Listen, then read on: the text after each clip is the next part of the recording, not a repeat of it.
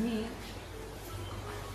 तांदळाच्या पिठाच्या ज्या चकल्या केल्या त्याच पिठापासून चौथा पदार्थ करणार आहे, शेव। त्यासाठी हे तांदूळाच्या चकलीचं जे पीठ तयार केलं होतं ते 2 वाट्या घेतलंय। त्यात आपण तीळ घालू, जिरे पूड घालू,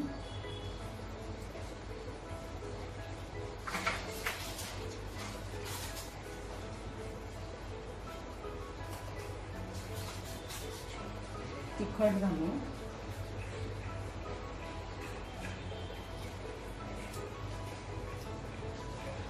तिखट जसं आपल्याला चवीला हवं तसं घालू,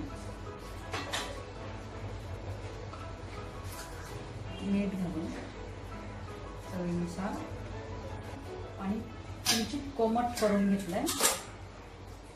आता या पिठात आपण ते पाणी घालू, कोमट पाणी, आणि पीठ जरा सैल भिजवायचं। आतापर्यंत आपण चकली, त्या तांदळाच्या पिठाची चकली, कडबोळ्या आणि पुऱ्या केल्या तेव्हा आपण पीठ खूप उकड घेतली आणि घट्ट ठेवलं, पण आज आपल्याला उकड नाही घ्यायची आहे, डायरेक्ट कच्चं पीठच भिजवायचं आहे थोडं कोमट पाणी करून, आणि त्यात ते जिन्नस घालायचे जे आपण चकली आणि पापड्या आणि कडबोळी केली त्या जिरे, मीठ आणि तीळ, तिखट एवढं घातलं तेवढंच घालायचं आहे, आणि थोडं कोमट पाणी करून थोडं सैल पीठ करायचं।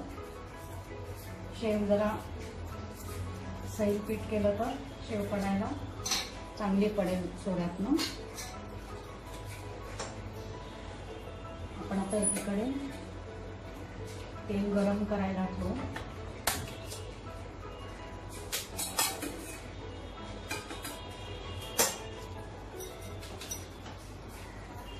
थोडं थोडं पाणी घालून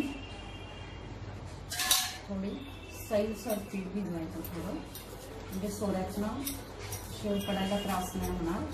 चकलीला घट्ट असलं तरी चालतं, आणि कडबोळी वगैरे तर आपण हाताळीच केली त्यामुळे तेव्हा घट्ट पीठ चाललं, पण आता शेव करताना सैलसर पीठ घ्यायचं।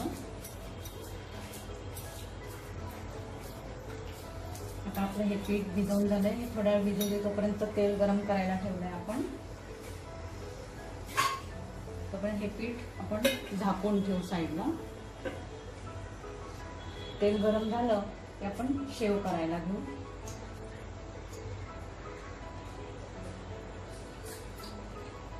इथे सोऱ्या मी तेलाने ग्रीस करून घेतलाय आणि शेवेची चकती घातली आहे।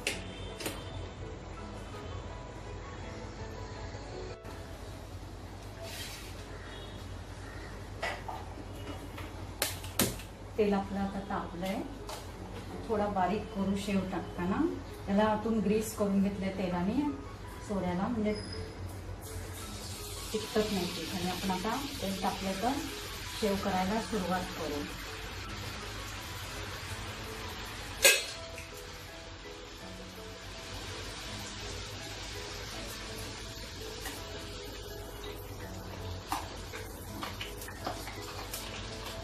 आधीच्या पदार्थातच सांगितलंय की हे तांदूळाचा पदार्थ असल्याने हा लवकर होतो, बाकी आपली भाजणीची दिवाळीची चकली किंवा शेव याच्यापेक्षा थोडा वेळ लागतो, हे लवकर होतं आणि खुसखुशीत आहे। आणि ज्यांना ॲसिडिटी आहे किंवा ज्यांना भाजणीच्या चकलीचं उग्र वाटतं त्यांना हे तांदूळाच्या आणि उडदाच्या डाळीच्या पिठापासूनचे पदार्थ दिवाळीला खायला चांगले, पचायला पण हलके। ही शेव आपली झालेली आपण काढून घेऊ। एक वेगळी चव म्हणून पण आपल्याला दिवाळीला वेगळा पदार्थ।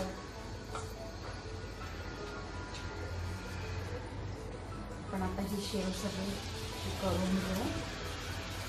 पीठ सैलसर घेतल्यामुळे हे पडत आहे। आणि यात आणखीन एक काळजी घ्यायची म्हणजे आपण याआधी जिरे घातले पापडीमध्ये, चकलीमध्ये वगैरे, ते अर्धे क्रश केलेले घातले, पण यामध्ये बारीक पूड घालून घालायची, म्हणजे मग चकतीतनं शेव पडायला मध्ये अडकणार नाही, नाहीतर जिऱ्यामुळे अडकू शकतं। त्यामुळे बारीक पूड घालायची जिऱ्याची. यात हळद नाही घालायची.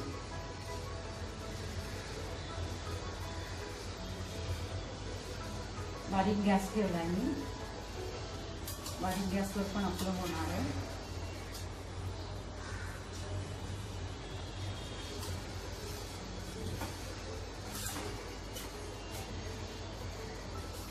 असे हे एकाच पिठापासून आपण 4 पदार्थ केले. चकली, पापड्या, कडबोळी आणि शेव.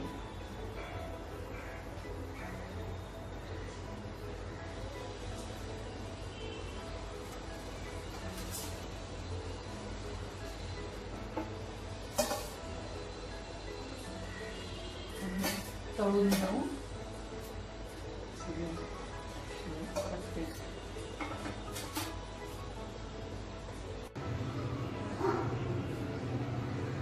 हे आपल्या तांदूळाच्या पिठापासूनचा हा अजून एक पदार्थ शेव. आपण त्याच पिठापासून हा अजून एक पदार्थ केला.